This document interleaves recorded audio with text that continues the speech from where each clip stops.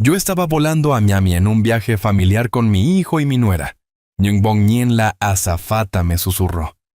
Finja que está enfermo, bájese del avión. Pensé que era una broma. Ella me suplicó. Por favor, se lo ruego. 20 minutos después.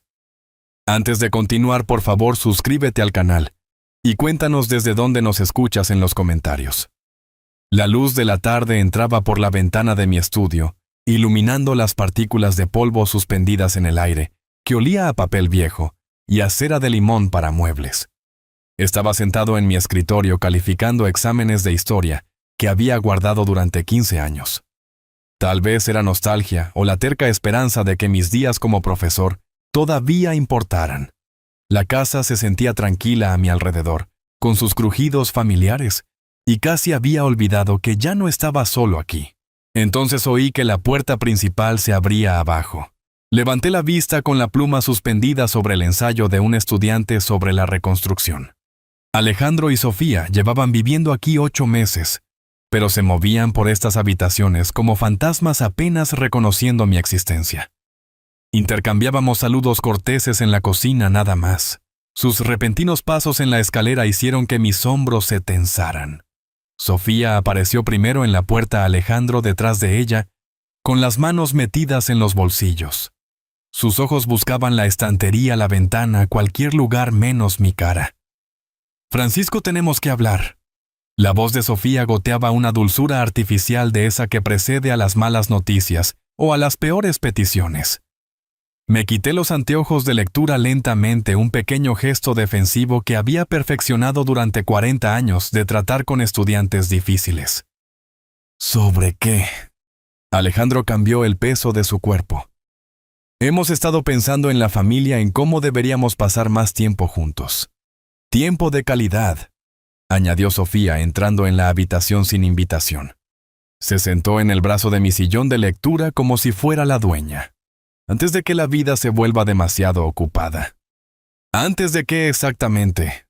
Mantuve mi voz nivelada, pero mi mente de historiador ya estaba catalogando inconsistencias.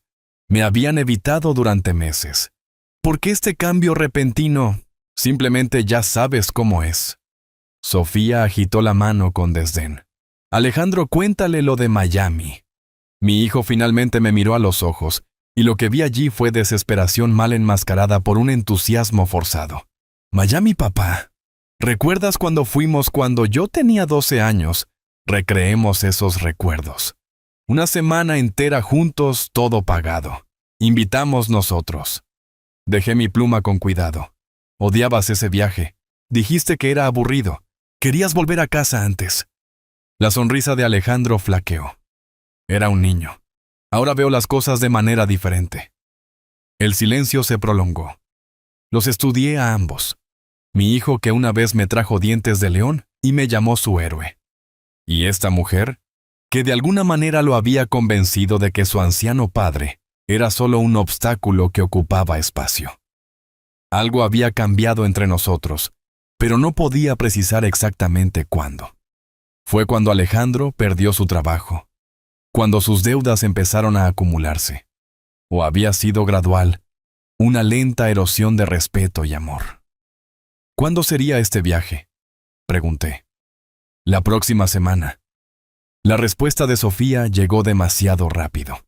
Todo está organizado. Solo necesitamos tu sí. Esa noche Sofía insistió en preparar la cena. Ella nunca cocinaba. Me senté a la mesa del comedor mientras ella se movía por mi cocina con una familiaridad incómoda, abriendo armarios usando mis platos. Alejandro sirvió vino con excesivo cuidado. Sus manos temblaban ligeramente cuando pregunté por el itinerario del viaje. Así que esto se planeó sin consultarme. Acepté la copa de vino observándolo por encima del borde. Queríamos que fuera una sorpresa, dijo Alejandro. Una buena sorpresa. Sofía puso un plato ante mí, sus movimientos eran calculados y precisos. Había trabajado en administración médica durante años y esa eficiencia clínica se notaba en todo lo que hacía. Francisco, tu póliza de seguro de vida es bastante sustancial. $500,000, ¿verdad? Una planificación muy responsable de tu parte. Mi tenedor se detuvo a mitad de camino hacia mi boca. ¿Cómo sabes la cantidad? Alejandro lo mencionó una vez. Se sentó frente a mí cortando su pollo en trozos perfectos y uniformes. Solo fue una conversación. Miré a mi hijo. Estaba concentrado intensamente en su plato negándose a encontrar mi mirada. La mención de mi seguro se sintió mal calculada, introducida en una charla casual de cena donde no pertenecía. No he estado durmiendo bien últimamente, dije poniéndolos a prueba. Mi corazón se siente extraño a veces, como aleteos. Los ojos de Alejandro se iluminaron por una fracción de segundo antes de contenerse. Deberías ver a un médico. ¿Has visto a un médico? Alejandro se preocupa demasiado. Sofía lo interrumpió suavemente. Te ves bien, Francisco. Probablemente solo sea estrés. Se miraron a los ojos entonces. Solo por un momento, pero lo capté. Algo pasó entre ellos tácito y cómplice. Mi pecho se apretó, pero no por ninguna condición cardíaca. Después de la cena, mientras ellos se retiraban a su habitación de abajo, encontré las confirmaciones de vuelo impresas sobre la mesa. Ya estaban reservadas. Mi boleto ya estaba comprado para el próximo martes. Estaban seguros de que yo aceptaría. Tan seguros que habían hecho planes irreversibles. Me senté solo en mi estudio mucho después de la medianoche, sosteniendo una vieja fotografía de Alejandro a los 7 años. Con huecos en los dientes y sonriendo. Abrazando mi cuello como si yo fuera el lugar más seguro del mundo. Ese niño se había convertido en este hombre de abajo, tramando algo que no podía nombrar exactamente, pero que sentía en mis huesos. 40 años enseñando historia me habían enseñado una cosa. La gente deja evidencia, siempre. Los patrones emergen. Las motivaciones se aclaran cuando das un paso atrás y observas el cuadro completo. No solo incidentes aislados, la repentina generosidad, el comentario del seguro, esas miradas sincronizadas, los boletos comprados de antemano. La mañana llegó con una luz pálida y la decisión que ya había tomado en la oscuridad. Iría a Miami, los observaría cuidadosamente, reuniría evidencia de la misma manera que había enseñado a mis estudiantes a examinar fuentes primarias. Con escepticismo y atención al detalle. Alejandro llamó a mi puerta a las 7. Su sonrisa era demasiado brillante para la hora temprana. ¿Y bien, papá? ¿Miami? ¿Qué dices? Iré, le dije observando su rostro. El alivio inundó sus rasgos, seguido por algo más que no pude identificar del todo. Satisfacción. Anticipación. Genial. Eso es maravilloso. Agarró el marco de la puerta. No te arrepentirás. Sofía apareció detrás de él. Su asentimiento fue casi imperceptible. ¿Habían ganado esta ronda o eso creían? Pasé esa mañana empacando mi maleta con cuidado metódico. Ropa interior, camisas, mis frascos de medicamentos. Me detuve ante esos frascos leyendo las etiquetas mientras las palabras de Sofía resonaban en mi mente. Algo sobre la salud, sobre mi apariencia, sobre no preocuparse. Mis manos se movieron casi por su cuenta, colocando los medicamentos en mi equipaje de mano, en lugar de la maleta facturada. Un pequeño acto de precaución. Nada más. Pero mi formación me había enseñado que la supervivencia a menudo dependía de pequeños actos.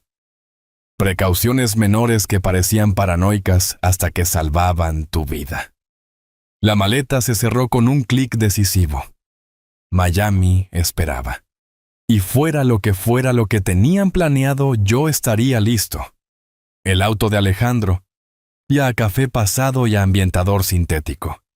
Me senté en el asiento del pasajero con mi maleta equilibrada en mi regazo, porque él había afirmado que el baúl estaba demasiado lleno, aunque yo había visto que estaba casi vacío cuando lo abrió. El peso presionaba mis muslos mientras nos incorporábamos a la autopista hacia el Aeropuerto Internacional de Orlando. Ninguno de ellos habló. Alejandro sujetaba el volante con tanta fuerza que sus nudillos se habían puesto pálidos. Sofía miraba por su ventana con el teléfono en la mano, escribiendo rápidamente y borrando los mensajes inmediatamente después de enviarlos. Observé su reflejo en el espejo lateral.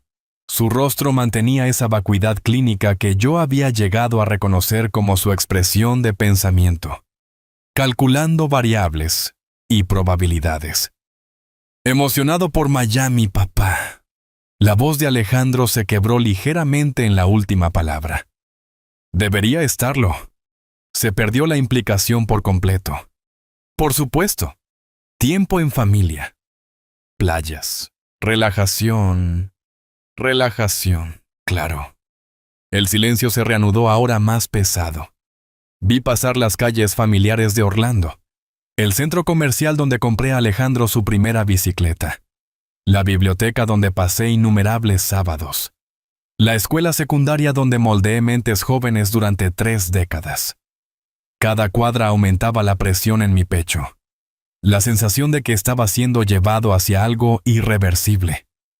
El aeropuerto apareció adelante. Todo concreto, vidrio y caos controlado. Alejandro estacionó en corto plazo. Otra rareza. Estaríamos fuera una semana y sin embargo eligió la opción más cara. Pequeños detalles, pero se acumulaban como pruebas en un caso que estaba construyendo contra mi propia familia. Llegamos al control de seguridad demasiado rápido. Sofía insistió en que yo pasara primero su mano firme en mi hombro guiándome hacia adelante. Coloqué mi equipaje de mano en la cinta transportadora, observándola mirar la pantalla mientras mis pertenencias pasaban. Se inclinó ligeramente hacia adelante, revisando algo, luego se relajó cuando la bolsa emergió del otro lado. ¿Ves fácil?, dijo, pero su alivio parecía desproporcionado para el simple acto de la seguridad del aeropuerto. En la puerta Alejandro y Sofía abordaron inmediatamente con la zona 1, mientras que mi boleto me relegaba a la zona 3. Desaparecieron por la pasarela sin mirar atrás, dejándome allí entre extraños con el asa de mi maleta clavándose en mi palma. Cuando finalmente llamaron a mi zona, caminé lentamente consciente de la finalidad de cada paso. La pasarela se extendía adelante ese peculiar espacio liminal entre el suelo firme y los tubos de metal suspendidos en la nada. La puerta del avión se abrió, el aire reciclado me envolvió trayendo ese olor distintivo de los aviones a productos químicos de limpieza y a miles de pasajeros anteriores. Entré buscando mi número de asiento cuando una azafata se acercó. Su placa decía Carmen, y su rostro mantenía una amabilidad profesional, hasta que se inclinó cerca fingiendo revisar mi pase de abordar. Finja que se siente mal, y bájese del avión. Las palabras salieron como un susurro urgente, su aliento cálido contra mi oído. Me quedé helado apretando mi equipaje de mano. Perdone, no entiendo. Pero ella ya se había alejado, atendiendo los compartimentos superiores y sonriendo a otros pasajeros. Me quedé en el pasillo confundido, mirando entre su figura que se retiraba y Alejandro y Sofía, en sus asientos 3 filas adelante. No habían notado el intercambio, demasiado concentrados en sus teléfonos. ¿Era esto una broma? ¿Algún protocolo de seguridad bizarro? Di otro paso hacia mi fila cuando Carmen regresó. Su máscara profesional se rompió. Sus manos temblaban mientras tocaba mi codo. Señor, se lo ruego. Necesita bajarse de este avión. Ahora. La miré a los ojos entonces y vi terror genuino. No preocupación, no confusión. Terror del tipo que proviene de saber algo específico y horrible. Mis décadas de leer los rostros de los estudiantes, de distinguir la verdad de las mentiras, se activaron. Esta mujer hablaba en serio. «¿Hablas en serio?», dije en voz baja. Nunca he hablado más en serio en mi vida. Sus dedos se clavaron en mi manga. Por favor, confíe en mí. Papá, todo bien. La voz de Alejandro llegó por el pasillo afilada con algo que no era precisamente preocupación. Tomé la decisión en un latido, operando por puro instinto. Mi mano se movió a mi pecho, los dedos extendidos sobre mi camisa. Mi pecho. Las palabras salieron estranguladas, convincentes, porque el miedo era real, incluso si el síntoma era fabricado. Tropecé cayendo sobre una rodilla en el estrecho pasillo. La actuación surgió de forma natural, ayudada por el terror genuino que corría por mis venas. Reacción inmediata. La tripulación de vuelo me rodeó, las voces se superponían en modo de crisis profesional. Señor, puede respirar, señor, quédese con nosotros. Manos bajo mis brazos levantando, apoyando. Pidieron una silla de ruedas. Dejé que me ayudaran, pero mantuve mis ojos agudos observadores. El papel de anciano enfermo no se extendía a mi conciencia. A través de la conmoción, capté los rostros de Alejandro y Sofía. Eso es lo que recuerdo más claramente. No preocupación, no angustia, sino decepción. Pura decepción, sin disimular, antes de que sus máscaras volvieran a su lugar y fingieran preocupación ante el público que los rodeaba. Alejandro se levantó de su asiento. El movimiento fue agresivo, antes de suavizarlo, convirtiéndose en el hijo preocupado. Papá, ¿qué pasa? Deberíamos ir contigo. No permanezcan sentados todos.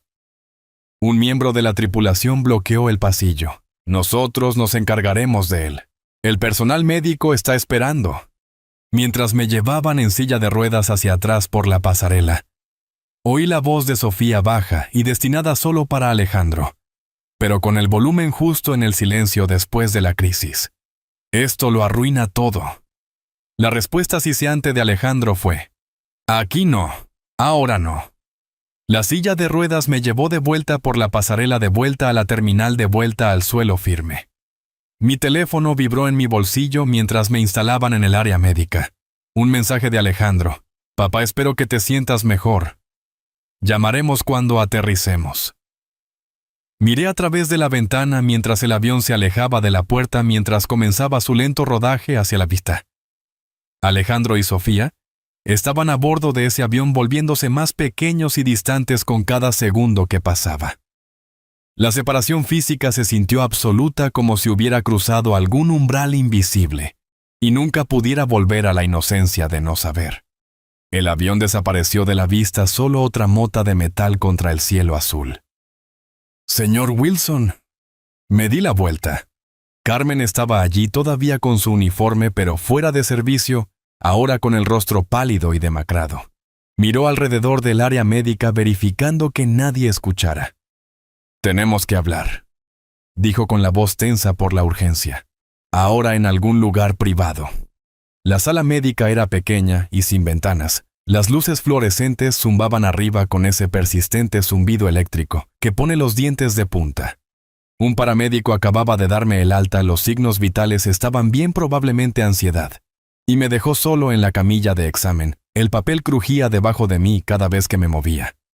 A través de la estrecha ventana de la puerta podía ver la cola de mi vuelo desapareciendo entre las nubes, llevando a mi hijo y a mi nuera hacia Miami, mientras yo me sentaba aquí en esta habitación estéril, con el corazón latiendo por razones que no tenían nada que ver con problemas médicos. Mi teléfono vibró. El tercer mensaje de Alejandro: papá, por favor responde, estamos preocupados de muerte. Lo apagué. La puerta se abrió. Entró Carmen, todavía de uniforme, pero su compostura profesional se había agrietado como porcelana vieja. Cerró la puerta firmemente, revisó el pasillo a través de la ventana una vez, y luego se giró para mirarme. Sus manos temblaban. Necesito mostrarle algo. Su voz vibraba. Lo que voy a hacer podría costarme el trabajo, pero no puedo dejar que esto pase. Me enderecé en la camilla, el papel crujió. Muéstrame. Sacó su teléfono con dedos que no podían quedarse quietos, lo desbloqueó y fue a su biblioteca de videos. Grabé parte de su llamada telefónica en el baño antes de abordar. Hizo una pausa encontrándose con mis ojos. La llamada de su nuera. La pantalla del teléfono mostraba un cubículo de baño mayormente azulejos del techo e iluminación fluorescente. El audio era amortiguado, pero las voces se escuchaban a través del eco del azulejo y la porcelana. La voz de Sofía, inconfundible en su precisión clínica. Las pastillas se disolverán rápidamente en su bebida. No notará nada. Una pausa. La altitud hace que los ataques al corazón sean más plausibles. Emergencia a 30.000 pies. Respuesta médica limitada. Investigación más difícil. Otra pausa y luego, $500,000. Alejandro está nervioso pero comprometido. Ella se rió. Realmente se rió. Vi el video una vez, 2 veces, 3 veces. Cada visualización revelaba nuevas capas de horror. Mi nuera discutiendo mi muerte como si fuera una transacción comercial, sopesando la logística y los tiempos, calculando los márgenes de ganancia sobre mi vida. ¿Con quién estaba hablando? Mi voz salió firme, sorprendentemente firme. No lo sé. Carmen bajó el teléfono, pero mencionó que el plan estaba en marcha y que Alejandro estaba a bordo. Esas fueron sus palabras exactas. La miré directamente. ¿Por qué hiciste esto? Arriesgar tu carrera por un extraño... Algo parpadeó en su rostro. Dolor antiguo. Heridas apenas curadas. Mi padre. Hace 3 años, su sobrino lo convenció de cambiar su testamento. Luego se cayó por las escaleras. Dictaminaron que fue un accidente. Su mandíbula se tensó. No pude probar nada. El arrepentimiento me ha carcomido desde entonces. Cuando escuché esa conversación, cuando la escuché tramando, no pude quedarme en silencio otra vez. Siento lo de tu padre. No lo sienta. Su voz se endureció. Deténgalos. Anoté su información de contacto en mi pequeño cuaderno, el que siempre llevaba por hábito de profesor. Letras precisas y cuidadosas. Incluso en crisis, el instinto de documentación prevalecía. Intercambiamos números de teléfono. Ella prometió conservar la grabación. Entendió que podría convertirse en evidencia legal. Nos dimos la mano.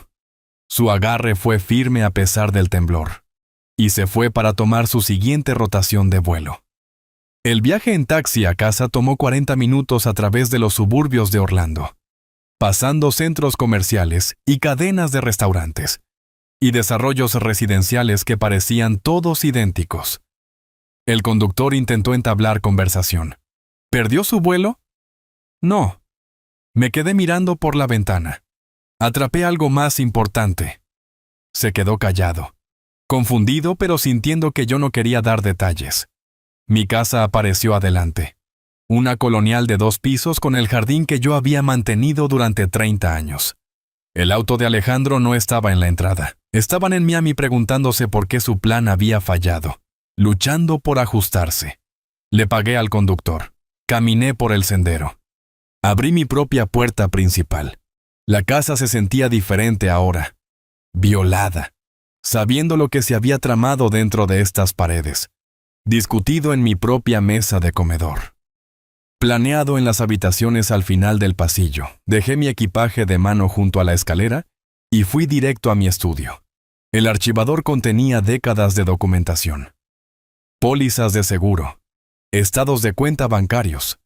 Papeles legales. Escrituras de propiedad. Extendí todo sobre la mesa del comedor, creando una disposición sistemática. Orden cronológico. Categorizado por tipo. La metodología del profesor aplicada a mi propia supervivencia. Pasaron las horas. La luz exterior se desvaneció hacia el atardecer. Luego la oscuridad. Me puse mis anteojos de lectura. Examiné cada documento bajo una buena iluminación, buscando inconsistencias. Signos de manipulación. Evidencia de la conspiración que Carmen había expuesto. Lo encontré. El formulario de beneficiario del seguro de vida fechado hace 6 meses. Cambiando al beneficiario principal de mi sobrina en Atlanta, a Alejandro Wilson. La firma al final intentaba imitar mi letra, pero fallaba. La F mayúscula en Francisco estaba mal. Demasiado elaborada. Yo nunca hacía ese adorno. Fotografié el documento con mi teléfono. Preservación de evidencia. Más excavaciones revelaron horrores adicionales. Estados de cuenta bancarios que mostraban transferencias que yo nunca autoricé. $38,000 en 6 meses. Sifoneados en cantidades lo suficientemente pequeñas como para escapar de una atención casual. Un documento de poder notarial, otorgando a Alejandro autoridad financiera. Firmado con mi nombre falsificado. Registros médicos que nunca había visto. Documentando un declive cognitivo que nunca había experimentado. Habían estado construyendo un rastro de papel de mi incompetencia mientras yo daba clases nocturnas en el centro comunitario. Calificaba exámenes. Vivía mi vida normal, creando la ficción de una mente debilitada para justificar su control, para explicar mi muerte como una consecuencia natural del deterioro de mi salud. Evidencia. Cronología. Motivo, método. Hablé en voz alta a la habitación vacía. El viejo hábito de enseñanza resurgía. Planearon esto durante meses. Meses. Viviendo en mi casa, comiendo mi comida, tramando mi asesinato.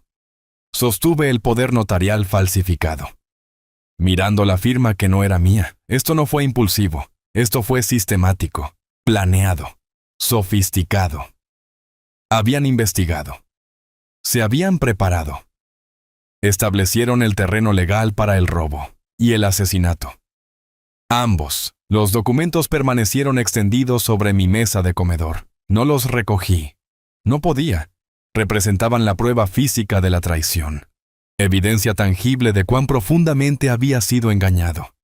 Me senté en mi sillón de lectura mientras se acercaba la medianoche. La casa en silencio a mi alrededor. Mi hijo estaba en Miami, probablemente asegurándole a Sofía que encontrarían otra oportunidad. Otro método. No sabían que yo tenía la grabación. No sabían que había encontrado sus documentos falsificados. No sabían que la presa se había dado cuenta de los cazadores. Mis manos descansaban en los brazos del sillón. Firmes ahora.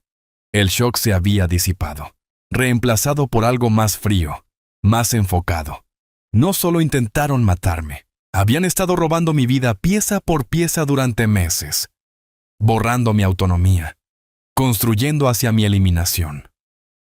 Hora de recuperarla. Habían pasado 3 días desde que descubrí los documentos falsificados. 3 días evitando las preguntas preocupadas de Alejandro y Sofía, desviando su atención con menciones vagas de problemas estomacales por el incidente del aeropuerto. 3 días de investigación, leyendo reseñas de abogados, haciendo llamadas discretas, organizando la evidencia en carpetas codificadas por colores que ahora descansaban en mi escritorio en pilas ordenadas. José Clark llegó precisamente a las 2 en punto según lo programado, a mediados de sus 50, hilos grises en su cabello oscuro. Un maletín costoso que hablaba de una práctica exitosa. Un especialista en leyes estatales con 20 años de experiencia. Su apretón de manos fue firme. Sus ojos agudos y evaluadores. Señor Wilson, gracias por confiarme esto. Se instaló en la silla frente a mi escritorio. Abrió su maletín, sacó una computadora portátil y un blog legal. Cuénteme lo que ha encontrado. Deslicé la primera carpeta sobre el escritorio. Pestaña azul. Documentos financieros. La compostura profesional de José se mantuvo durante las primeras páginas.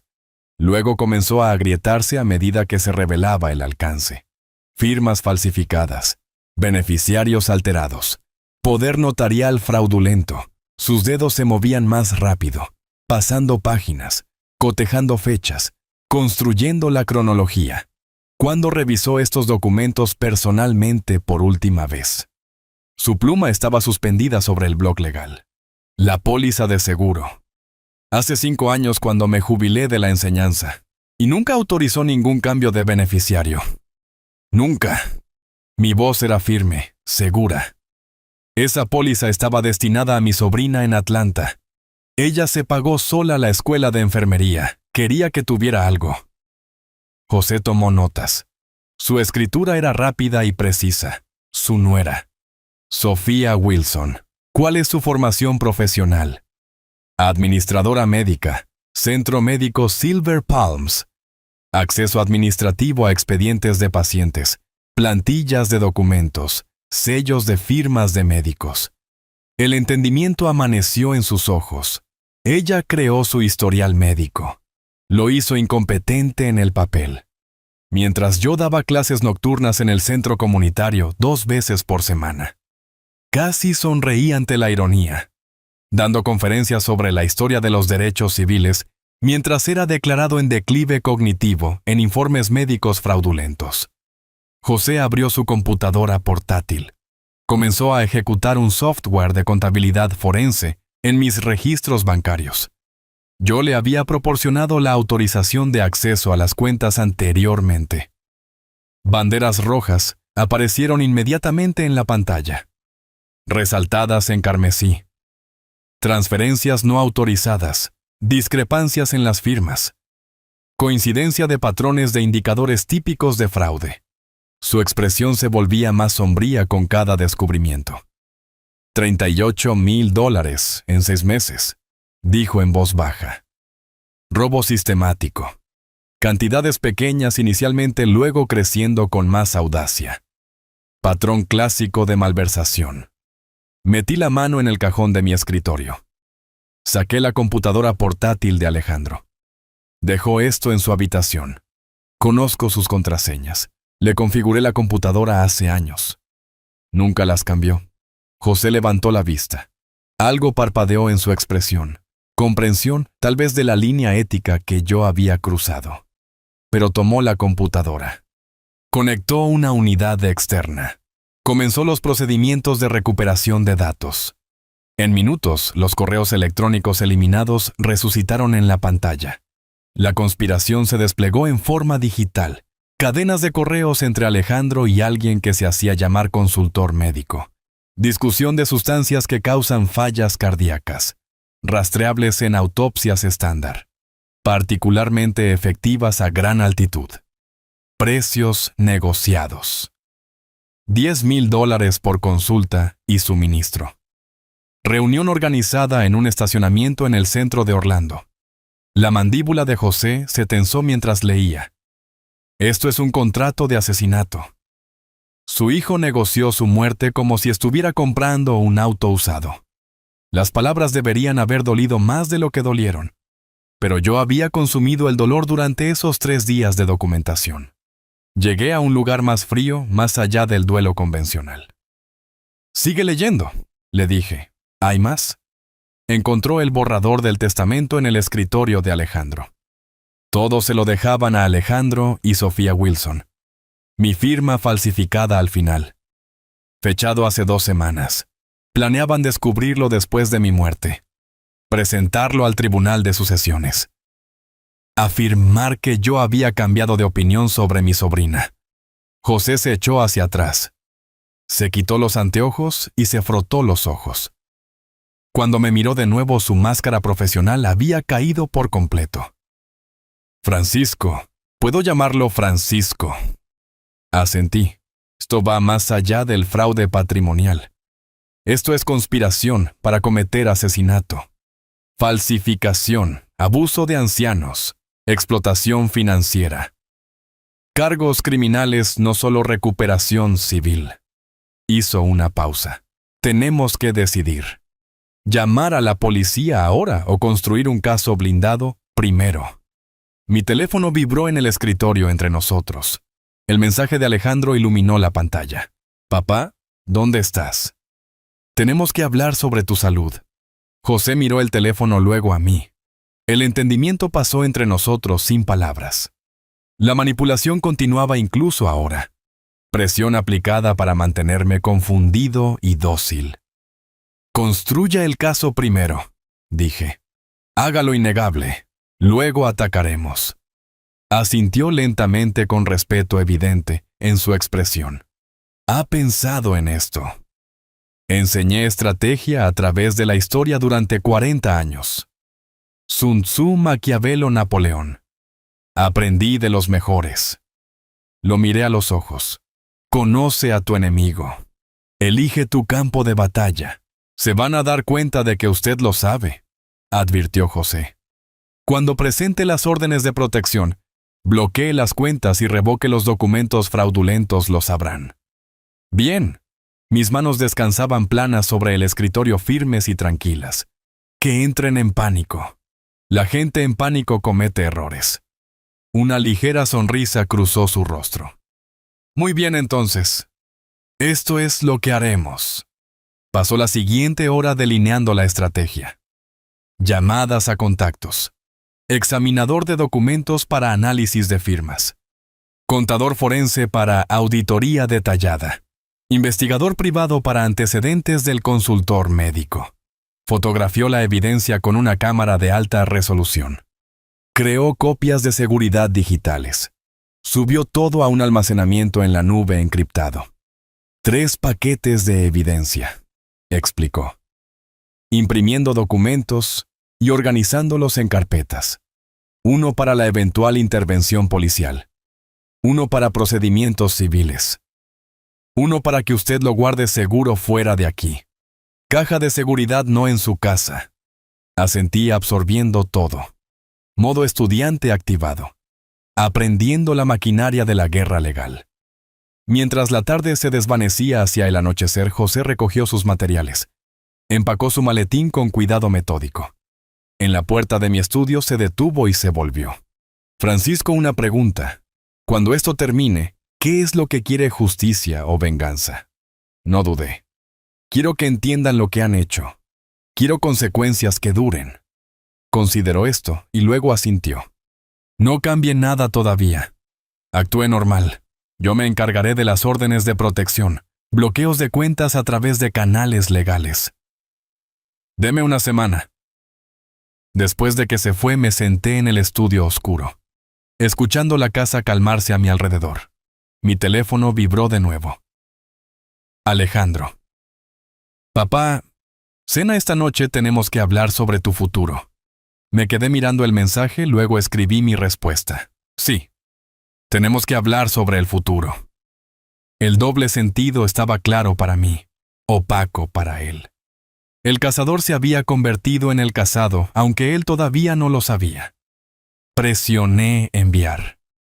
Había pasado una semana desde que José Clark dejó mi estudio con su maletín lleno de evidencia y su cronograma para los ataques legales.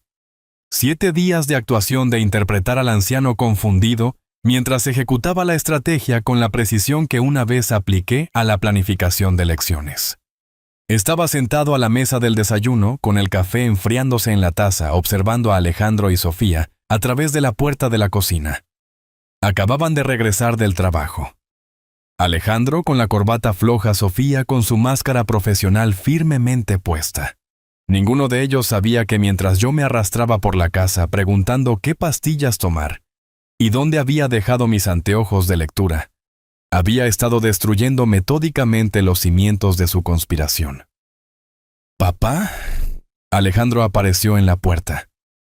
¿Estás bien? Te has quedado mirando ese café por 10 minutos.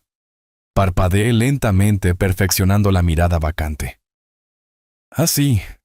Solo estaba pensando en algo. ¿En qué estaba pensando? Negué con la cabeza, confundido. ¿Ya se me olvidó? La mirada que intercambiaron fue triunfal. Vi cómo sucedió. Vi cómo veían lo que querían ver. Deterioro, declive.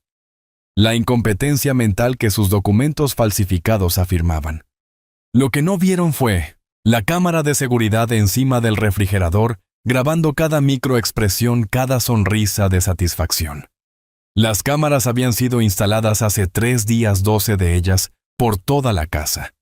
Había llamado a una empresa de seguridad legítima, explicando que se me olvidaba cerrar las puertas y que me preocupaban los robos.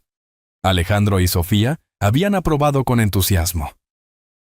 «Por tu seguridad, papá», había dicho Alejandro. «Es una idea muy inteligente». No habían examinado las especificaciones de cerca, no se habían dado cuenta de que las cámaras grababan audio, no habían entendido que cada conversación privada, cada plan susurrado, cada momento en que pensaban que estaban solos, estaba siendo capturado y subido a un almacenamiento en la nube al que solo yo podía acceder. El técnico había sido minucioso. Grabación 24/7, señor. Cobertura completa. Incluso sonido. Incluso sonido, repetí exagerando la confusión de anciano. Audio en todas las cámaras, sí, señor. Cristalino. Alejandro intervino entonces con la preocupación cruzando su rostro. Papá, ¿no es eso muy caro? Mi seguridad lo vale. Agité la mano con desdén. He estado tan olvidadizo últimamente, no se puede ser demasiado cuidadoso. Esa noche, había añadido mi propia mejora a una pequeña grabadora de audio escondida en la rejilla de calefacción sobre el comedor, el mismo lugar donde una vez atrapé a estudiantes haciendo trampa durante los exámenes, colocando un micrófono para grabar sus respuestas susurradas. Viejo truco de profesor, nueva aplicación. La grabadora dio frutos de inmediato. Alejandro y Sofía tenían sus conversaciones más sinceras tarde en la noche, en esa habitación creyéndose privados. Yo escuchaba a través de mis auriculares documentándolo todo. Se suponía que lo del avión iba a funcionar. Había asfixiado a Sofía hace 2 noches con la frustración cortando su control habitual. Ahora estamos de vuelta en el punto de partida. Dijiste que las pastillas eran indetectables. Había respondido Alejandro. Dijiste que... Dije muchas cosas, ahora necesitamos el plan B, la ruta de la incompetencia. ¿Y si se resiste? No lo hará. Míralo, últimamente ya está a mitad de camino.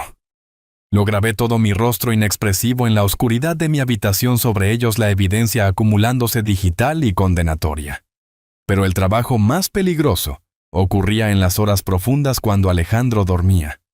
Su computadora portátil vivía en su escritorio, a menudo dejada abierta o apenas cerrada. Había aprendido lo suficiente de las clases de alfabetización digital como para navegar por sistemas de archivos, copiar unidades y recuperar datos eliminados. El disco duro externo que compré permanecía oculto en mi estudio, llenándose de evidencia cada noche que me atrevía a entrar en su habitación. El susto más grande fue hace 2 noches, la barra de progreso al 88%, mis dedos sobre el botón de desconexión, cuando oí pasos en el pasillo. Desconecté el disco de un tirón, lo guardé en mi bolsillo, y me escabullí por el baño que conectaba la habitación de Alejandro con el pasillo principal. Mi corazón martilleaba contra mis costillas, pero mis manos permanecieron firmes. Décadas de mantener la compostura frente a estudiantes difíciles me habían entrenado bien. José y yo nos habíamos reunido esa tarde en su oficina revisando los archivos copiados, cadenas de correos sobre la obtención de sustancias, historial de navegación, investigando venenos indetectables, cálculos de hojas de cálculo sobre mi patrimonio neto, pagos de seguros, cronogramas de liquidación de activos.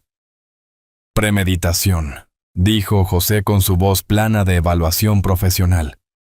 No son actos impulsivos, es una planificación sistemática durante meses. Bien, respondí. Quiero que entiendan que esto no es un simple fraude. Esto es intento de asesinato. La maquinaria legal ya había comenzado a moverse. José había presentado órdenes de protección, bloqueos de cuentas y revocaciones de poderes notariales, todo con fechas de notificación cuidadosamente retrasadas. Alejandro y Sofía no descubrirían los bloqueos hasta que intentaran realizar transferencias. No lo sabrán hasta que intenten acceder a los fondos, explicó José. Entonces vendrá el pánico. La gente en pánico comete errores explotables. Ayer completé la tarea más importante, crear un nuevo testamento legítimo.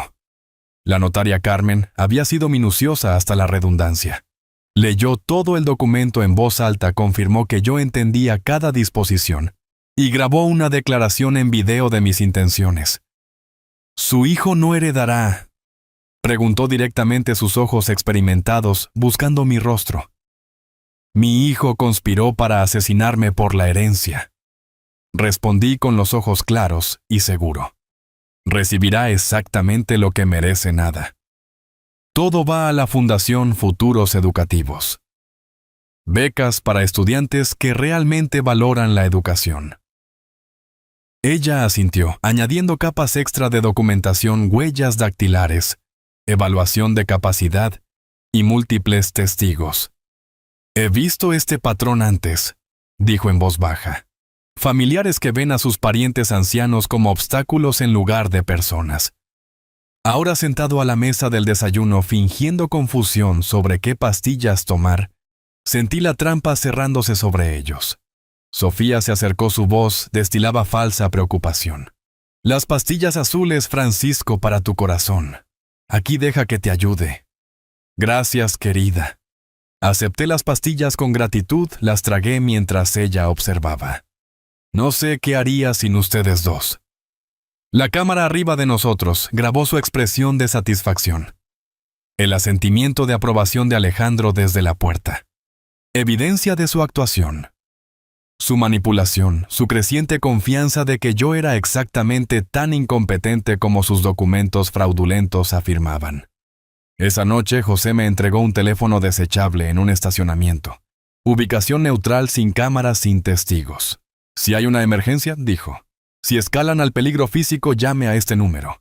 La policía está informada, lista para responder de inmediato. Me lo guardé en el bolsillo esperando no necesitarlo, sabiendo que podría ser así. Tarde esa noche me senté en mi estudio revisando las grabaciones de las cámaras del día. En la pantalla, Alejandro y Sofía en la sala de estar, sus voces claras a través del audio. Necesitamos el poder notarial para sus decisiones médicas, decía Sofía.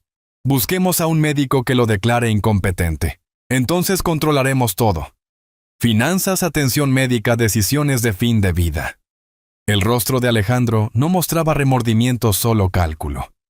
Mi hijo se había convertido en alguien que no reconocía, o quizás alguien a quien me negué a ver claramente hasta que la supervivencia exigió una visión honesta.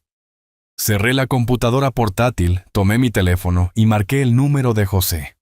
«Están acelerando», dije cuando contestó. «Se mueven hacia la evaluación forzada de incompetencia. Tenemos que activar el bloqueo de cuentas ahora». «De acuerdo», respondió José. «Lo activaré mañana por la mañana». Esté listo para su reacción. Después de colgar abrí mi viejo diario de profesor, encuadernado en cuero con páginas llenas de décadas de observaciones de clase y filosofía educativa. Escribí con cuidado. Lección de hoy. Sun Tzu tenía razón. El arte supremo de la guerra es someter al enemigo sin luchar, pero a veces debes dejar que se destruyan a sí mismos. Mañana descubrirán lo que sucede cuando subestimas al profesor. Cerré el diario y me fui a la cama durmiendo profundamente por primera vez en semanas. La mañana llegó con una luz solar pálida y el sonido de la computadora de Alejandro sonando arriba. Un correo electrónico entrante. Me senté a la mesa del desayuno con el periódico extendido ante mí como un accesorio, escuchando atentamente la casa sonidos que había aprendido tras 40 años de vivir aquí. Pasos rápidos. La voz de Alejandro aguda por la alarma. «Sofía, sube aquí ahora». Sorbí mi café lentamente, contando hasta 60 en mi cabeza. Hábito de profesor: esperar antes de reaccionar, dejar que la situación se desarrolle. Arriba las voces urgentes se superponían, palabras indistintas, pero el tono era inconfundible. Pánico. A los 60 llamé hacia arriba. «Todo bien». Silencio, luego la calma forzada de Alejandro. «Bien, papá, solo cosas del trabajo». La mentira era obvia para cualquiera. Volví a mi periódico sin leer, solo esperando. A lo largo de la mañana, Alejandro intentó acceder a las cuentas desde su computadora de casa. Observé desde el pasillo sin ser notado.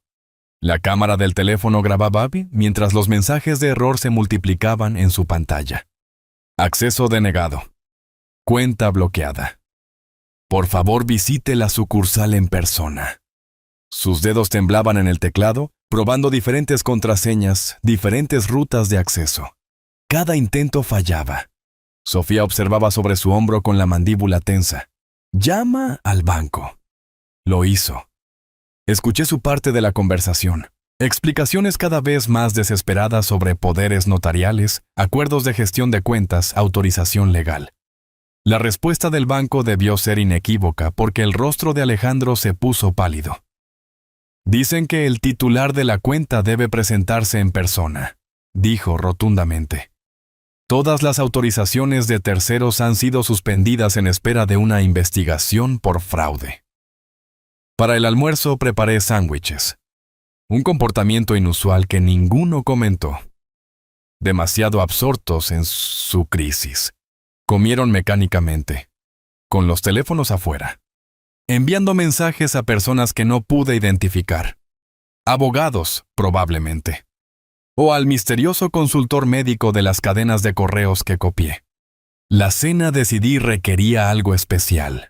Pasé la tarde en la cocina preparando un asado a la olla como había aprendido hace décadas. Memoria muscular de años de cocinar para mí mismo tras la jubilación, de la vida que había construido y que ellos pretendían borrar por dinero.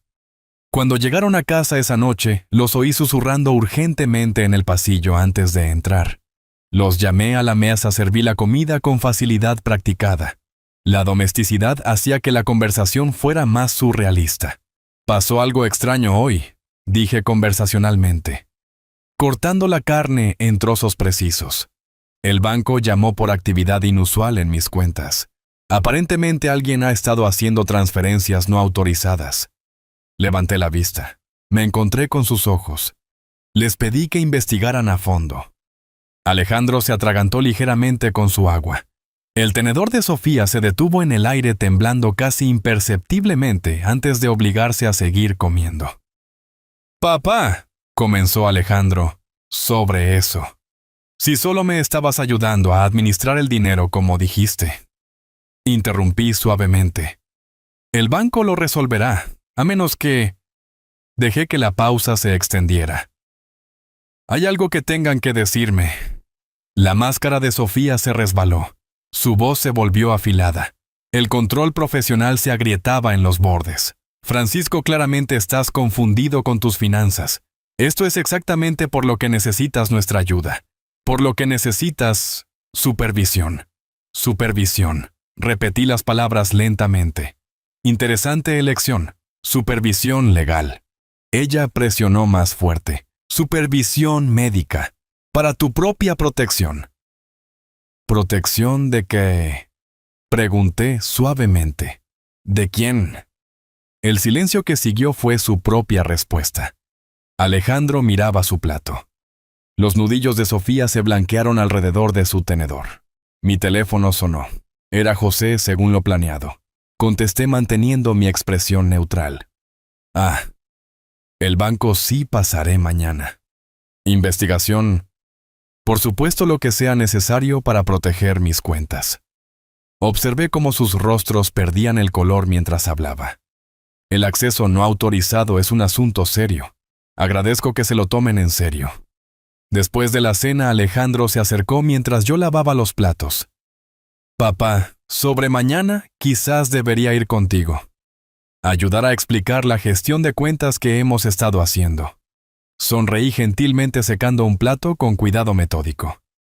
«Es un detalle, pero debería encargarme de mis propias finanzas. Aún no soy incompetente». La palabra quedó suspendida en el aire. Incompetente. Alejandro se quedó helado escudriñando mi rostro. Lo había enfatizado deliberadamente. Sabía yo de sus planes. ¿Cuánto entendía? Volví a los platos dejándolo suspendido en la incertidumbre.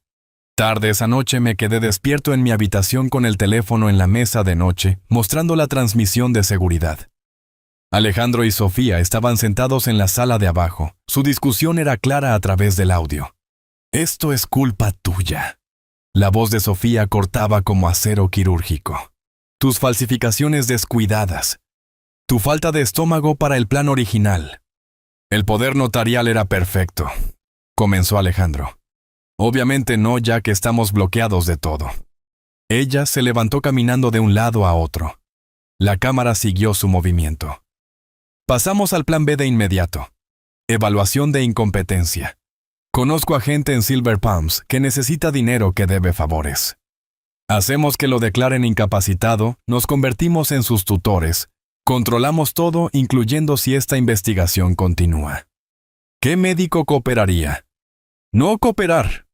Interpretar los hallazgos favorablemente. Hay una diferencia». Su voz bajó, se volvió calculadora.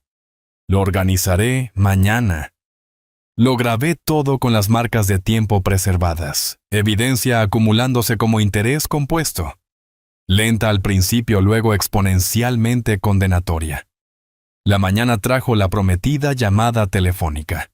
El doctor Morales decía ser mi médico de cabecera, lo cual era interesante ya que yo no tenía médico de cabecera. Usaba la clínica sin cita cerca de la biblioteca para necesidades ocasionales. «Evaluación cognitiva de rutina», explicó la agradable voz. «Solo una evaluación estándar. Esta tarde a las 2. Por supuesto, acepté calurosamente. Agradezco el cuidado minucioso. Después de colgar, llamé inmediatamente a José. Se están moviendo. Evaluación médica para declarar incompetencia. El doctor Morales, supuestamente mi médico. ¿Morales? Una pausa mientras revisaba. No hay licencia médica en Florida bajo ese nombre. Es falso. Así que están usando a un médico falso para declararme incompetente. Intento de fraude además de todo lo demás. La voz de José tenía una satisfacción sombría. Francisco, mantenga la cita. Grabe todo. He organizado una evaluación psiquiátrica independiente para usted mañana por la mañana. La doctora María, 30 años de experiencia, credenciales impecables. Su falso diagnóstico contra una evaluación profesional real. Los destruiremos en la corte. Esa tarde conduje a la dirección proporcionada. Edificio médico compartido, múltiples consultorios. Revisé el directorio en el vestíbulo. No aparecía ningún doctor Morales. El número de oficina dado conducía a una pequeña suite con letreros temporales. De esos que puedes imprimir y pegar de un día para otro. Me senté en mi auto por un momento. El dispositivo de grabación del teléfono activo en el bolsillo de mi camisa. José me envió un mensaje. Policía en espera si hay amenazas. Respondí. Todo listo. Veamos hasta dónde llegan. Durante 40 años enseñé a los estudiantes a distinguir la verdad de la manipulación. La evidencia de la suposición. La realidad de la actuación. Hoy pude demostrar esas lecciones en tiempo real. Alejandro y Sofía habían organizado esta prueba pensando que fallaría. No tenían idea de que me había estado preparando toda mi vida profesional precisamente para este tipo de desafío. Abrí la puerta del auto y caminé hacia el edificio firme y seguro. El consultorio de la doctora María olía a muebles de cuero y a lavanda sutil. Me senté frente a ella, completando la evaluación cognitiva final. Rompecabezas de reconocimiento de patrones que habrían desafiado a mis estudiantes. Preguntas de memoria que respondí con fechas y detalles. Pruebas de función ejecutiva que navegué sistemáticamente.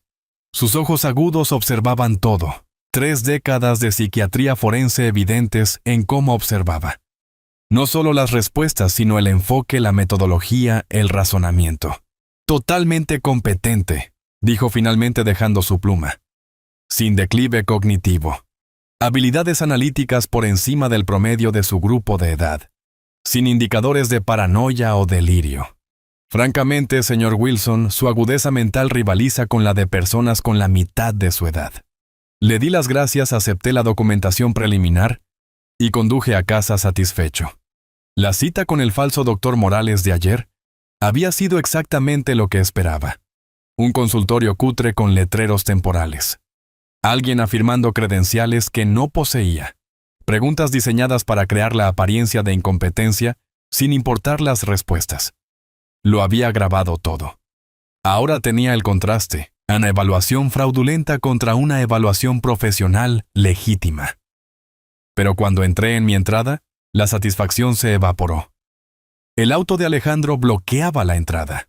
Mi hijo estaba en el porche con un sobre en la mano. Su rostro mostraba una determinación desesperada, que reconocía en estudiantes que habían hecho trampa y habían sido atrapados, pero intentaban un último farol. Se acercó a la ventana de mi auto antes de que pudiera salir. Su mano temblaba ligeramente mientras empujaba el sobre hacia adelante. Papá, esto es por tu propio bien. No estás bien. Tenemos que protegerte. Tomé los papeles y los leí detenidamente. Petición de tutela por incapacidad. Las acusaciones eran detalladas y condenatorias. Delirios paranoicos con respecto a los miembros de la familia, pérdida de memoria progresiva, incompetencia financiera, peligro para sí mismo debido a un comportamiento inestable. Documentación de apoyo adjunta. Declaraciones juradas de testigos, informes médicos, registros de incidentes. Leí cada palabra mientras Alejandro cambiaba su peso, incapaz de mirarme a los ojos. ¿La seguridad de quién, Alejandro?, pregunté en voz baja. ¿La mía o la tuya? huyó a su auto sin responder. José llegó 1 hora después de mi llamada. Extendimos los documentos de la corte sobre mi mesa del comedor. La misma mesa donde primero organicé la evidencia meses atrás. Su calma profesional se agrietó mientras leía. Están afirmando que es incompetente después de que el intento de asesinato falló. Pasó las páginas. La audacia de esto. Estas declaraciones de testigos, estos informes médicos. La desesperación engendra audacia, dije. Lee la lista de testigos. La señora Patterson de al lado afirmaba que me había visto deambulando por el patio en pijama a medianoche. José del club de lectura notó una creciente confusión durante las discusiones. La doctora Williams de Silver Palms Medical proporcionó una evaluación psiquiátrica detallada que mostraba demencia progresiva. «Usted nunca conoció a la doctora Williams», dijo José. «Nunca. Pero sus credenciales son reales. Sofía organizó esto a través de sus conexiones médicas». Señalé otra declaración. «Y estos vecinos tengo que hablar con ellos». Esa noche caminé de puerta en puerta con el diario de clase en la mano. La mayoría de los vecinos estaban avergonzados, apenados. La voz de la señora Patterson temblaba.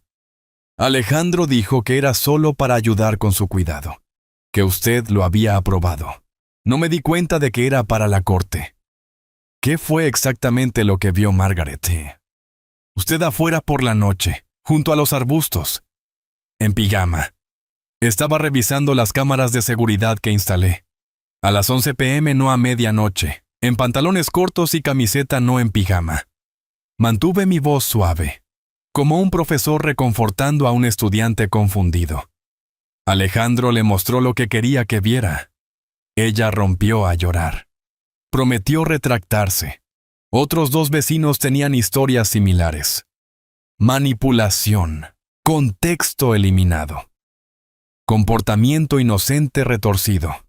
Pero 3 vecinos se negaron a hablar conmigo. Supe más tarde que Alejandro les había pagado. 500 aquí, 300 allá. Pequeñas cantidades a personas con dificultades financieras, lo suficiente para comprar testimonios falsos.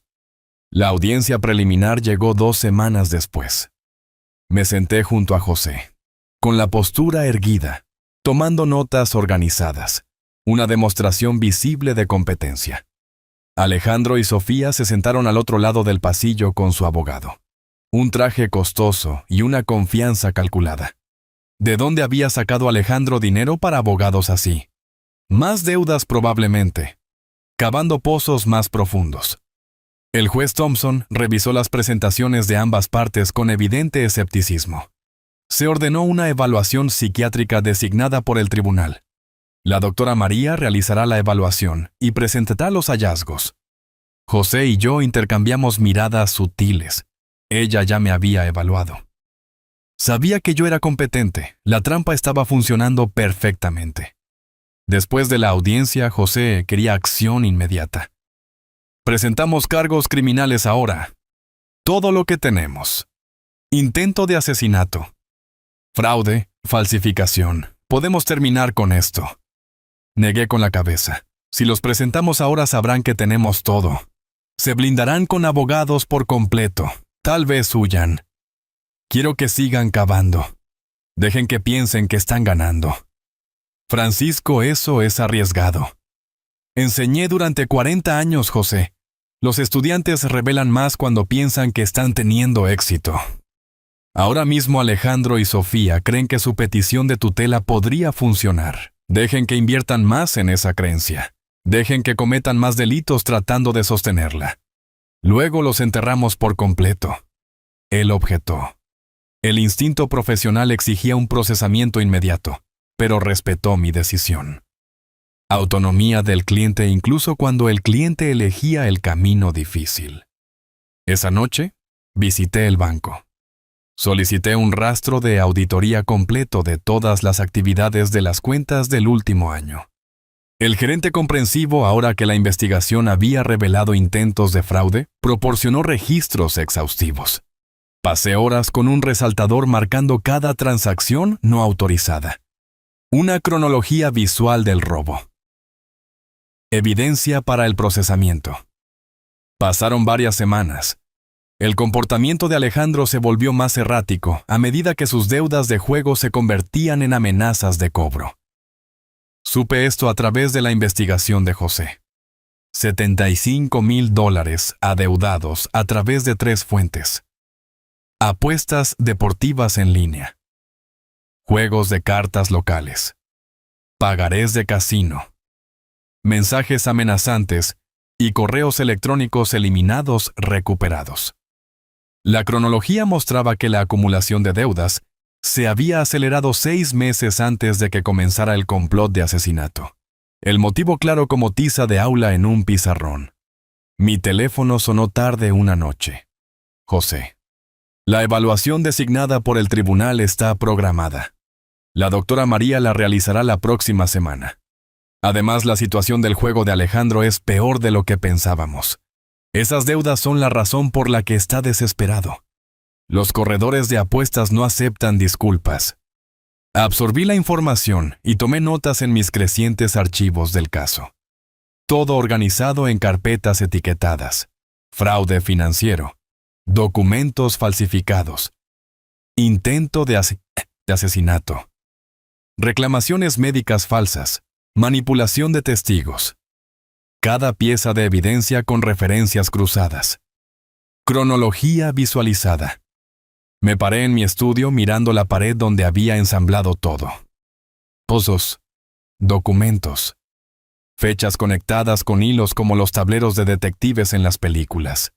Excepto que esto era real. Y la conspiración conducía a mi hijo y a su esposa. Durante 40 años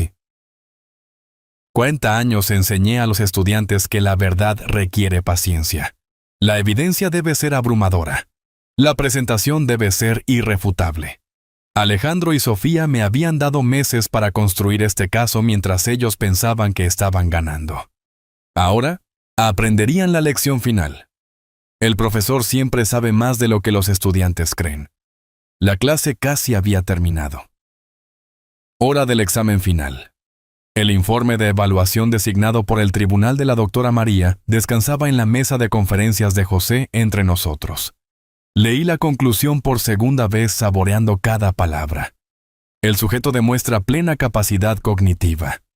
No hay evidencia de demencia o incompetencia, habilidades analíticas por encima del promedio del grupo de edad, sin indicadores de paranoia o delirio. Recomendación: que la petición de tutela sea denegada. José extendió documentos adicionales sobre la mesa. Meses de recopilación de evidencia organizados en una presentación devastadora. Carpetas de 3 anillos. Pestañas codificadas por colores. Un póster con la cronología cronológica. Exhibiciones numeradas y con referencias cruzadas. El profesor reconoció la metodología de su colega educador. Este era un plan de estudios de crímenes completo e irrefutable. Presentamos hoy, afirmó José. No fue una pregunta. Fue una afirmación. Asentí una vez. Todo ello. La contrademanda tenía 47 páginas, detallando 18 actos criminales separados. Intento de asesinato. Conspiración para cometer fraude. Múltiples cargos de falsificación. Abuso financiero de ancianos. Manipulación de testigos. Obstrucción de la justicia. La denuncia penal tenía 23 páginas. Las pruebas llenaban 2 cajas. José y su asistente entregaron todo al secretario del juzgado. Observé desde un banco cercano, mientras la secretaria procesaba el papeleo, se detenía, leía más, y luego llamaba a su supervisor. El supervisor leyó con el rostro serio y luego tomó el teléfono para llamar al despacho del juez. En cuestión de horas se programó una audiencia de emergencia. El sistema reconoció la gravedad de inmediato. Esa tarde, un notificador profesional fue a mi casa donde Alejandro y Sofía todavía vivían, porque yo nunca los había desalojado formalmente. Decisión estratégica para mantenerlos cerca. Monitoreados. Me senté en mi auto al otro lado de la calle grabando con el teléfono observando. El notificador tocó el timbre. Sofía contestó. Él le entregó el sobre y se identificó oficialmente. Hice zoom con mi cámara y capturé su rostro mientras leía la primera página. Shock. Reconocimiento. Miedo. La progresión tomó segundos. Llamó a Alejandro. Su discusión era visible a través de la ventana, incluso desde mi distancia. El informe oficial del notificador, luego presentado como evidencia, documentó todo. La sujeta Sofía Wilson abrió la puerta a las 2:17 p.m. Se le entregaron los papeles. Leyó la primera página, su rostro perdió el color. Esto no puede ser. Él no lo hizo. ¿Cómo pudo? La sujeta llamó a Alejandro Wilson. Cita de Sofía Wilson. Dijiste que era demasiado viejo para darse cuenta. Lo prometiste. Dejó de hablar cuando me notó. Esa noche mis cámaras de seguridad capturaron su pánico. Alejandro en su computadora borrando archivos, frenéticamente vaciando papeleras de reciclaje, intentando limpiar discos duros. Sofía triturando documentos hasta que la máquina se sobrecalentó y se atascó. Le dio una patada y luego continuó rompiendo papeles manualmente. José tenía acceso remoto a las transmisiones de las cámaras. Le había otorgado derechos de visualización semanas atrás. Me llamó con una satisfacción sombría en su voz. Están destruyendo evidencia. Cada eliminación es otro cargo. Obstrucción de la justicia. Conciencia de culpa. Están creando nuevos delitos tratando de ocultar los viejos. ¿Está documentando todo? Pregunté. Cada fotograma. Con marca de tiempo. Copia de seguridad en servidores encriptados. Incluso si destruyen cada pieza física, tenemos un archivo digital que es intocable. A la mañana siguiente, su abogado solicitó una reunión de emergencia con José. La oferta de acuerdo llegó rápido. Alejandro y Sofía devolverían los $38,000, desocuparían la propiedad, inmediatamente renunciarían a todos los derechos de herencia y aceptarían una orden de restricción permanente. A cambio, yo retiraría los cargos criminales. José trajo la oferta a mi casa. Nos sentamos en el comedor donde todo esto había comenzado, donde primero extendí la evidencia y entendí el alcance de la traición. Leí los términos del acuerdo lentamente, y luego miré a José.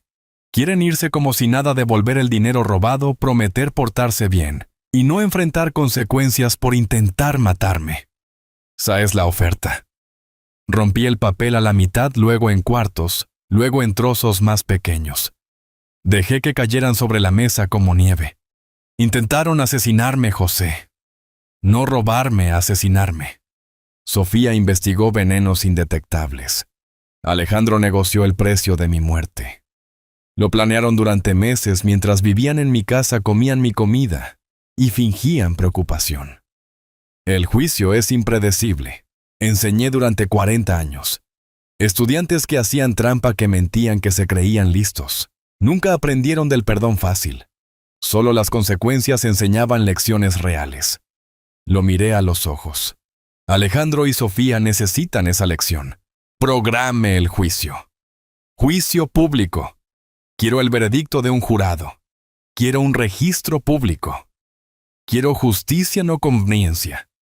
José recogió los trozos rotos y los añadió al archivo de evidencia.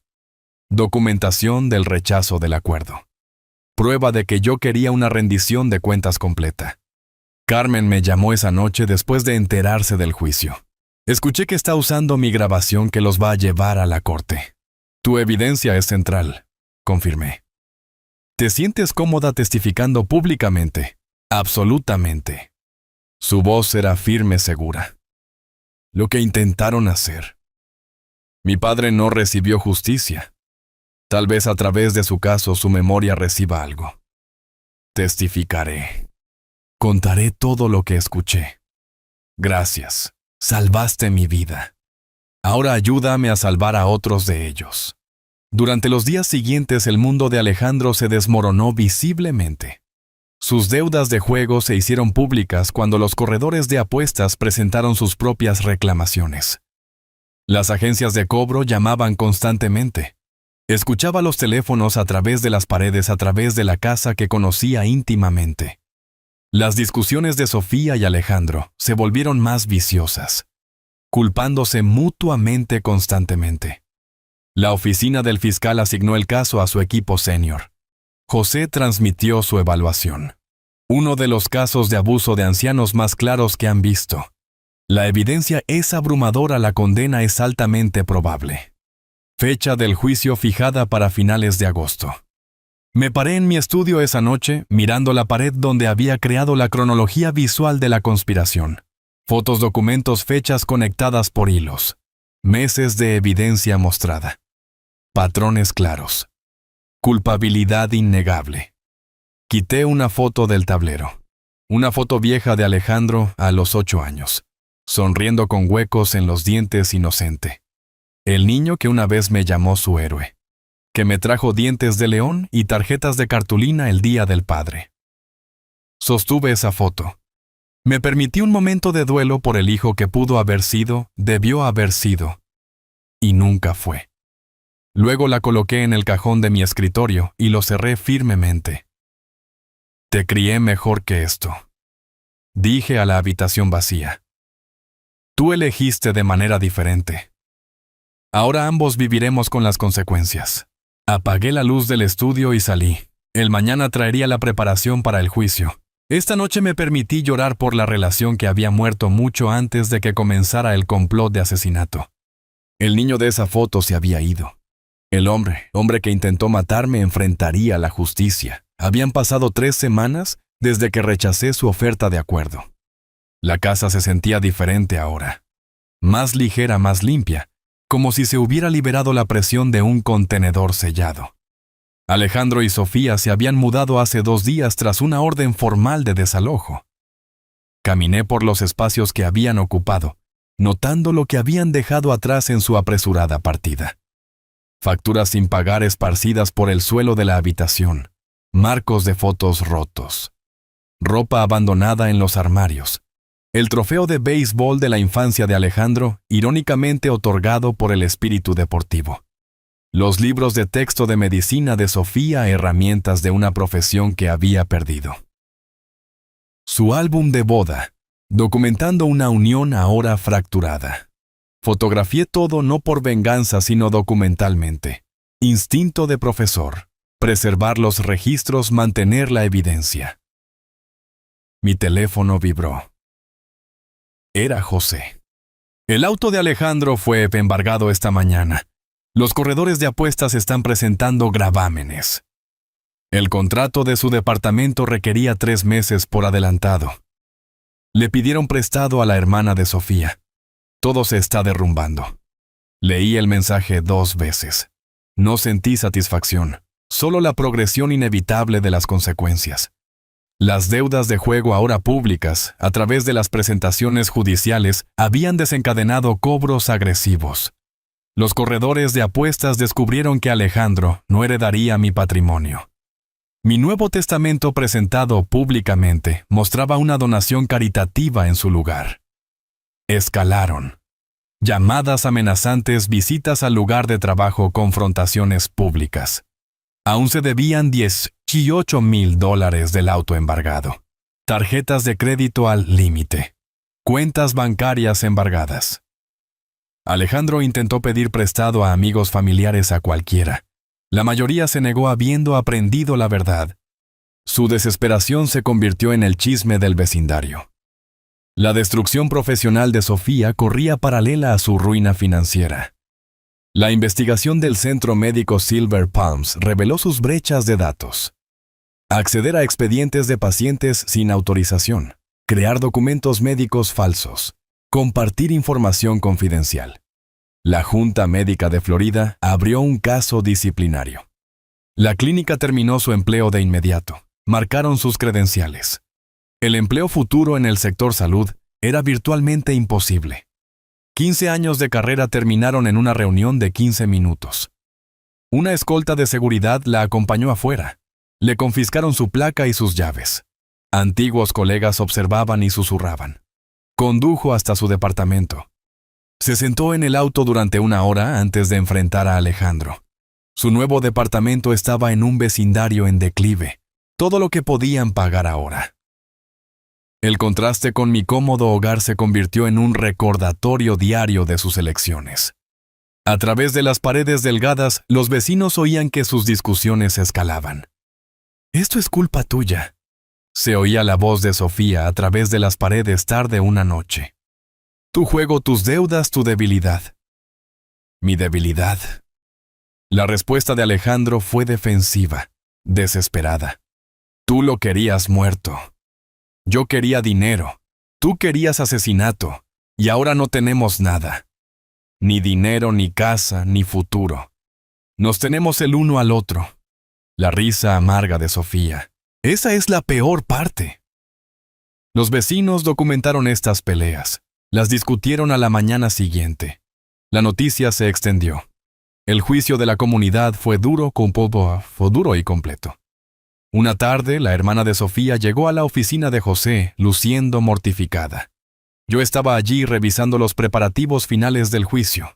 Me pidieron que trajera esto. Entregó un sobre como si le quemara los dedos. Les dije que no tenía sentido, pero son familia.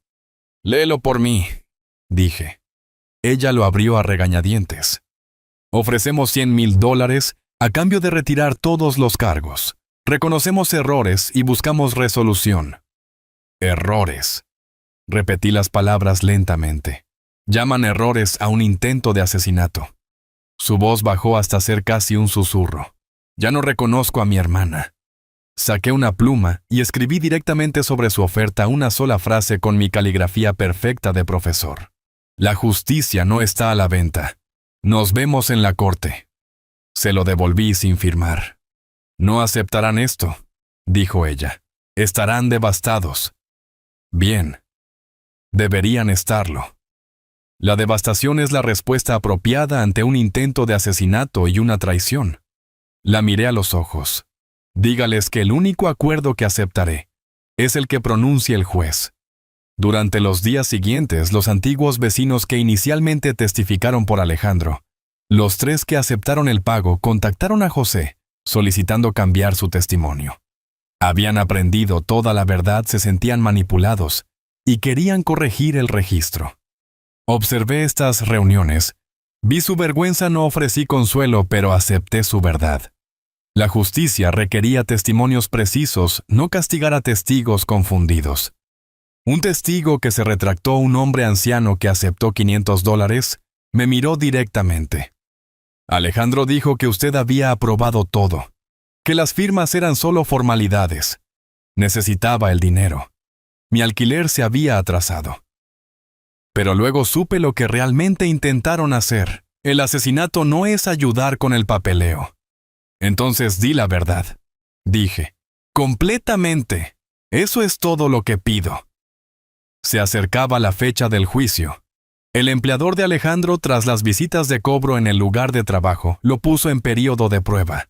La audiencia de la Junta Médica de Sofía estaba programada para septiembre. La revocación de su licencia profesional era probable. Su matrimonio era un desecho tóxico corrosivo para todo lo que tocaba. Me paré en mi habitación una noche mirando el calendario. Las fechas del juicio estaban marcadas en rojo. A 3 días de distancia había preparado mi ropa para la corte. Un traje planchado, corbata conservadora, zapatos pulidos, un profesor preparándose para una conferencia importante. Sonó el teléfono. Era José. «Preparación final de testigos mañana por la mañana. Luego estaremos listos». «Allí estaré», confirmé. Después de colgar, miré a mi alrededor en mi casa tranquila. Por primera vez en meses me sentí en paz, no feliz. La paz y la felicidad son cosas diferentes. Pero tranquilo. Seguro. La justicia demorada no es justicia denegada. Saqué la vieja foto del joven Alejandro de mi cajón. La que había guardado semanas atrás. La miré una última vez. El niño inocente que se convirtió en un adulto culpable. Escribí en el reverso: «Te di todo. Tú elegiste este camino. Yo elijo la justicia». La puse en un sobre. Lo sellé. Lo dirigí a Alejandro para que se le entregara después del juicio. No por crueldad, solo por honestidad. La comunicación final entre padre e hijo. Luego me fui a dormir. Dormí profundamente por primera vez en meses. Preparación completa. Mañana llegan las consecuencias. La mañana del juicio llegó con el amanecer comenzando a pintar el cielo de Orlando. Me desperté temprano. Me vestí cuidadosamente con el traje que había preparado la noche anterior. La corbata anudada con precisión. Memoria muscular de 40 años de vestimenta profesional. Zapatos pulidos hasta que reflejaban la luz. El desayuno fue sencillo. Café, tostadas, la rutina mantenida a pesar del significado del día. No revisé nada. La preparación estaba completa. La evidencia memorizada. El testimonio listo. José pasó a buscarme a las 8. Condujimos al juzgado en un silencio cómodo. Profesionales preparados para actuar. Observé el tráfico de la mañana. Personas ordinarias comenzando días ordinarios. El mío sería de todo menos ordinario. Pero necesario. La justicia requiere testigos. Requiere un registro público. Requiere un pronunciamiento oficial. La sala del tribunal se llenó rápidamente. La prensa estaba presente. El caso había atraído la atención. Alejandro y Sofía se sentaron con su abogado luciendo disminuidos, derrotados, antes de que se anunciara el veredicto. Me senté detrás de la mesa de la fiscalía, con la postura erguida, tranquilo. El juez entró. Todos se pusieron de pie. La declaración de apertura del fiscal delineó la conspiración claramente.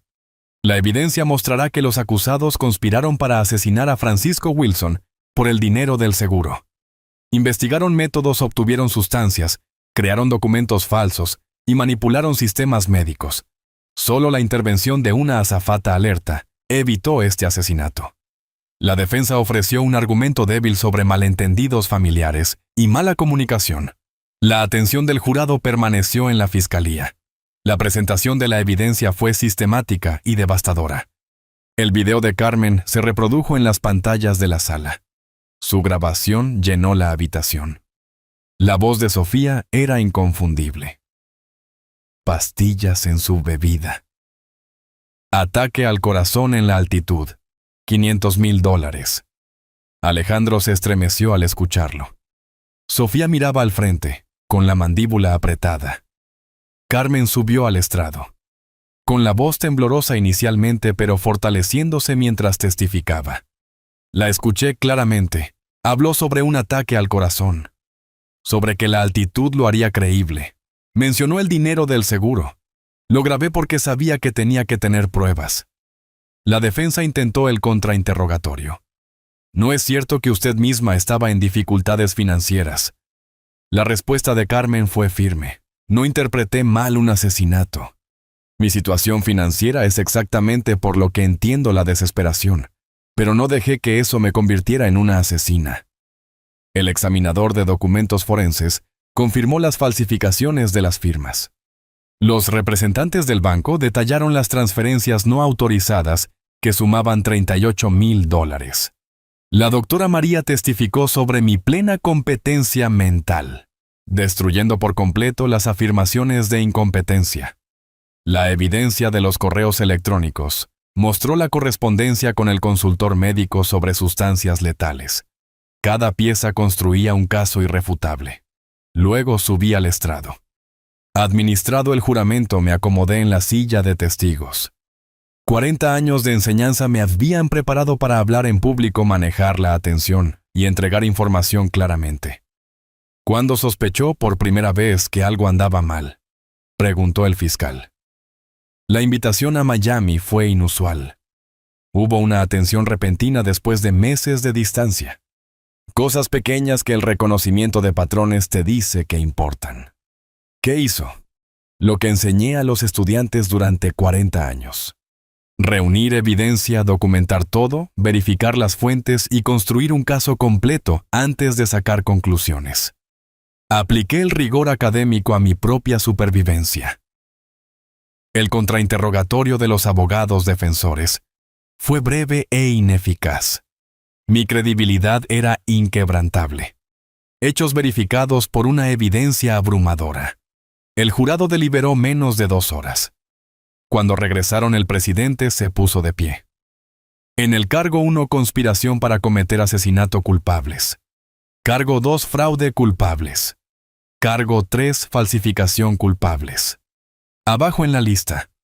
Cada culpable golpeaba a Tejada, Alejandro y Sofía visiblemente. La compostura de Sofía finalmente se rompió. Una sola lágrima fue rápidamente limpiada. Alejandro dejó caer la cabeza entre sus manos. Llegó la fase de sentencia. El juez preguntó si deseaba hacer una declaración de impacto de la víctima. Me puse de pie y enfrenté a Alejandro y Sofía directamente. Vivieron en mi casa. Yo proveí para ustedes. Confié en ustedes. Ustedes respondieron tramando mi muerte. No los odio. Siento lástima por ustedes. Destruyeron sus vidas por un dinero que nunca verán. Eso es justicia suficiente. Me senté. El juez asintió, apreciando la brevedad y la dignidad. Las sentencias...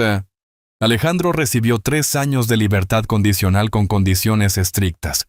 Sofía 5 años más tiempo debido al abuso de sus credenciales profesionales. Ambos ordenados a devolver los $38,000 robados, más $50,000 en daños punitivos. Orden de restricción permanente.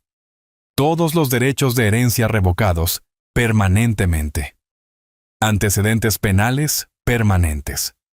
La declaración del juez fue clara. Este caso representa una traición calculada y sistemática a la confianza familiar. La clemencia de su víctima al solicitar libertad condicional en lugar de prisión es más de lo que merecen. Se levantó la sesión. Afuera en las escaleras del juzgado, la prensa esperaba. Di una breve declaración. Se ha hecho justicia. Espero que este caso recuerde a las familias que la confianza es acuite sagrada y que la traición conlleva consecuencias. Rechacé más preguntas. Caminé hacia el estacionamiento. Vi a tía Sasfi Alejandro por última vez, saliendo por una puerta lateral con la cabeza baja, evitando las cámaras. Nuestros ojos se encontraron brevemente. Él apartó la mirada primero. No sentí nada, ni rabia, ni satisfacción, ni siquiera tristeza ya. Solo una conclusión. Capítulo cerrado. José me llevó a casa. Viajamos en silencio, cómodos y completos. Mientras nos deteníamos en mi entrada, extendió su mano. Hizo bien, Francisco. Muy bien. Lo hicimos. Corregí. Gracias. Dentro de mi casa me paré en el pasillo silencioso. La casa era mía de nuevo. Legalmente, físicamente, emocionalmente. Caminé hacia mi estudio. Vi el tablero de la cronología que había creado semanas atrás, cubierto con la documentación de la evidencia. Cuidadosamente, metódicamente, comencé a desmontarlo. Cada foto, cada documento retirado y archivado. La conspiración existió, la justicia fue entregada, pero no viviría rodeado de recordatorios de la traición. Coloqué toda la documentación en una caja de archivo. Le puse una etiqueta Caso Alejandro, cerrado agosto 2025. La guardé en el armario. No olvidada pero archivada. Luego me senté en mi escritorio. Abrí mi computadora portátil. Redacté un correo electrónico para el director de la escuela secundaria local. Soy un profesor de historia jubilado con 40 años de experiencia. Me gustaría ser voluntario. Enseñar 2 tardes a la semana. No necesito compensación. Tengo historias que vale la pena contar. Lecciones que vale la pena compartir. Los estudiantes deben saber que el conocimiento protege. La documentación importa. Y la justicia, aunque lenta, llega para aquellos lo suficientemente pacientes como para perseguirla adecuadamente. Presioné enviar. Cerré la computadora. Miré alrededor de mi estudio. Libros que había coleccionado. Exámenes que había calificado. La vida que había construido. Todo intacto a pesar de los intentos de Alejandro y Sofía por destruirlo. Sonreí ligeramente. Mi primera sonrisa genuina en meses. No porque fuera feliz. La felicidad tomaría tiempo, sino porque era libre. Justicia entregada. Conciencia tranquila. Futuro sin escribir. Mañana comenzaría de nuevo. El pasado estaba archivado donde pertenecía. Hoy solo era un profesor con lecciones para compartir y una vida para vivir. Eso era suficiente. Eso era todo. Si te gustó esta historia, por favor dale me gusta a este video, suscríbete al canal y comparte tus impresiones sobre este relato en los comentarios. Para escuchar la siguiente historia, haz clic en el cuadro de la izquierda. Gracias por vernos.